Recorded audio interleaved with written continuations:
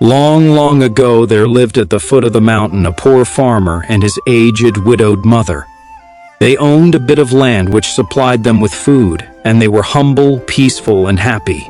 Shining was governed by a despotic leader who, though a warrior, had a great and cowardly shrinking from anything suggestive of failing health and strength.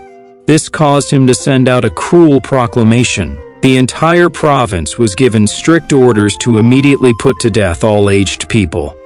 Those were barbarous days, and the custom of abandoning old people to die was not uncommon.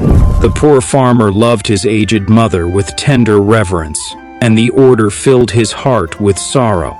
But no one ever thought twice about obeying the mandate of the governor.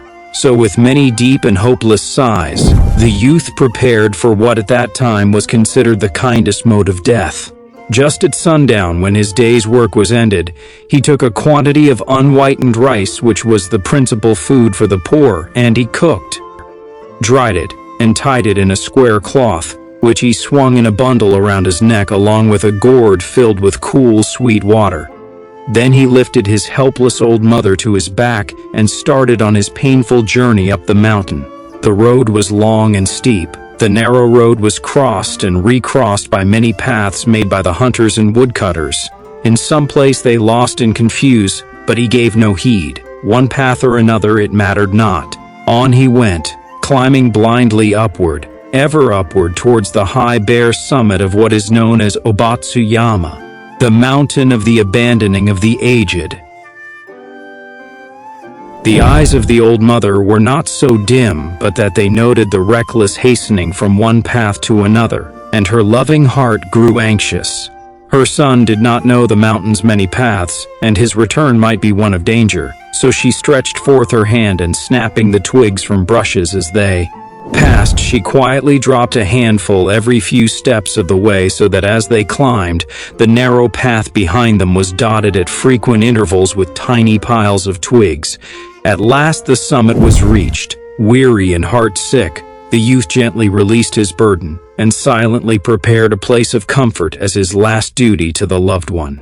Gathering fallen pine needles, he made a soft cushion and tenderly lifted his old mother onto it. Hugh wrapped her padded coat more closely about the stooping shoulders, and with tearful eyes and an aching heart he said farewell. The trembling mother's voice was full of unselfish love as she gave her last injunction. "Let not thine eyes be blinded, my son," she said. "The mountain road is full of dangers. Look carefully and follow the path which holds the piles of twigs. They will guide you to the familiar path farther down." The son's surprised eyes looked back over the path, then at the poor old shriveled hands all scratched and soiled by their work of love.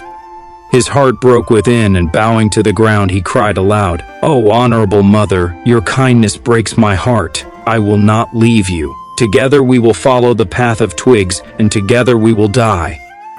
Once more he shouldered his burden, how light it seemed now, and hastened down the path, through the shadows and the moonlight, to the little hut in the valley. Beneath the kitchen floor was a walled closet for food, which was covered and hidden from view. There the son hid his mother, supplying her with everything she needed, continually watching and fearing she would be discovered. Time passed, and he was beginning to feel safe when again the governor sent forth heralds bearing an unreasonable order, seemingly as a boast of his power. His demand was that his subjects should present him with a rope of ashes. The entire province trembled with dread. The order must be obeyed, yet who in all Shining could make a rope of ashes? One night, in great distress, the son whispered the news to his hidden mother. "Wait," she said, I will think." On the second day she told him what to do. "Make rope of twisted straw," she said, "then stretch it upon a row of flat stones and burn it on a windless night." He called the people together and did as she said, and when the blaze died down, there upon the stones, with every twist and fiber showing perfectly, lay a rope of ashes. The governor was pleased at the wit of the youth and praised greatly, but he demanded to know where he had obtained his wisdom. "Alas! Alas!" cried the farmer, "the truth must be told." And with deep bows he related his story. The governor listened, and then meditated in silence. Finally he lifted his head. "Shining needs more than strength of youth," he said gravely. "Ah, that I should have forgotten the well-known saying, with the crown of snow there cometh wisdom." That very hour the cruel law was abolished, and custom drifted into as far a past that only legends remain.